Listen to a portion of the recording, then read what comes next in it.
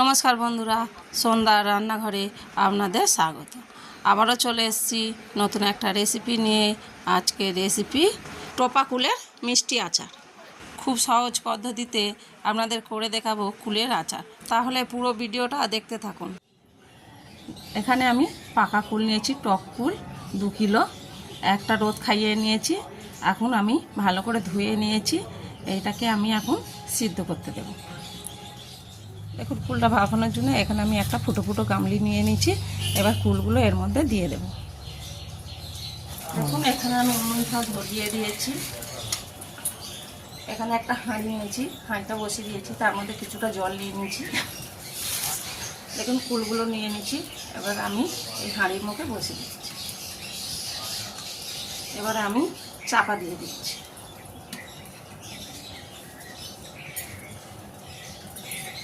দশ মিনিট ভাপিয়ে নেব।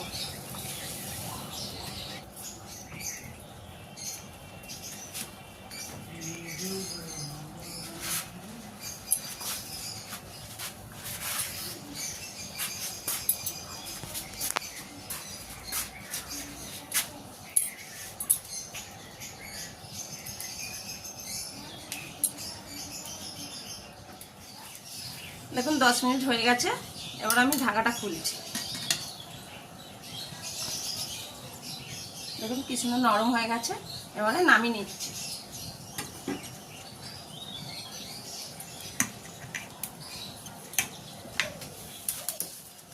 আর আমি কড়াটা বসিয়ে দিচ্ছি।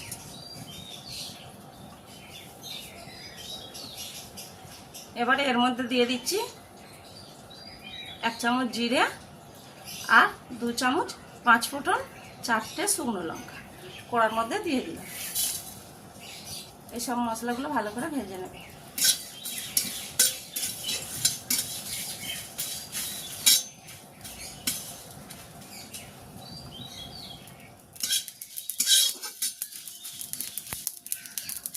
দেখুন মশলাটা ভাজা হয়ে গেছে, ঢেলে নিচ্ছি। খুব সুন্দর একটা গন্ধ বেরিয়েছে মশলা ভাজা। আবারও কড়াটা বসিয়ে দিচ্ছি। যে মশলা ভেজে রেখেছি ওইগুলো গুঁড়ো করে নেব। দেখুন এখানে আমি কড়াটা বসিয়ে দিয়েছি। কড়ার মধ্যে কিছুটা তেল দিয়ে দিচ্ছি। এবারে দিয়ে দিচ্ছি 2টো শুকনো লঙ্কা আর দিয়ে দিচ্ছি কিছুটা 5 ফোঁটন। এই সব ফোড়নগুলো ভালো করে ভেজে নেব। আমি চিনির রসটা আগে থাকতে করে রেখেছিলাম, ওইটা এর মধ্যে দিয়ে দেব।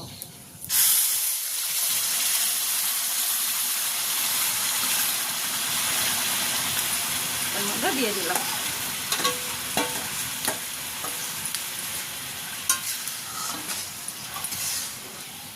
একটু নাড়াচাড়া করে নিলাম। দেখুন চিনি রসটা ফুটে এসছে, আর একবার নাড়াচাড়া করে নিলাম। একটু সিদ্ধ করা কুলটা অল্প আমি হাত দিয়ে এরকম করে চটকে নেব। আপনারা চাইলে একটা গ্লাসের পিছন দিয়ে চেপে করতে পারেন। একটু যাকে বলে থেঁতো করে নেওয়া। এটা একটু ফাটিয়ে নিচ্ছি। অল্প ফাটিয়ে নিয়েছি। এবারে এই রসের মধ্যে দিয়ে দিচ্ছি। দিয়ে আবারও ভালো করে নাড়াচাড়া করে নিচ্ছি। 2 কিলো কুলের জন্য আমি 1 কিলো চিনির রস করে নিয়েছি আগে থেকে। আপনারা চাইলে বেশি বা কম দিতে পারেন। 1 চামচ বিট নুন। বিট নুনটা দিলে খুব সুন্দর একটা গন্ধ ছাড়বে। আবারও নাড়াচাড়া করে নিচ্ছি। এটাকে ফুটতে দেব। দেখুন খুব সুন্দর ফুটে গেছে। আর একবার নাড়াচাড়া করে দিলাম।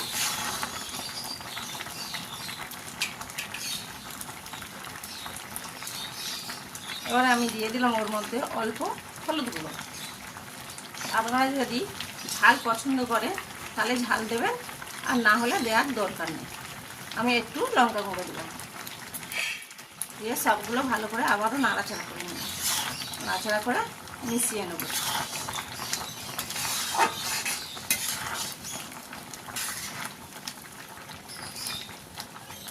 আপনারা চাইলে এই কুলের আচার গুড় দিয়েও করতে পারেন, গুড় দিয়ে করলে আরও সুন্দর খেতে লাগে।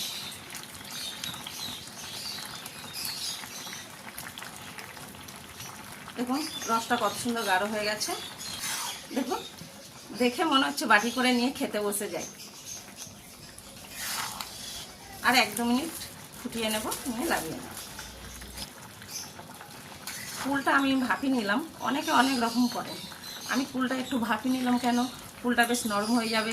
আর 2-4টে ওরকম যেমন আমি কুলটা ফাটিয়ে দিলাম, ফাটিয়ে নিলে এখন ভিতরে রসটা ঢুকে যাবে আর বেশ একটু মাখো মাখো হবে।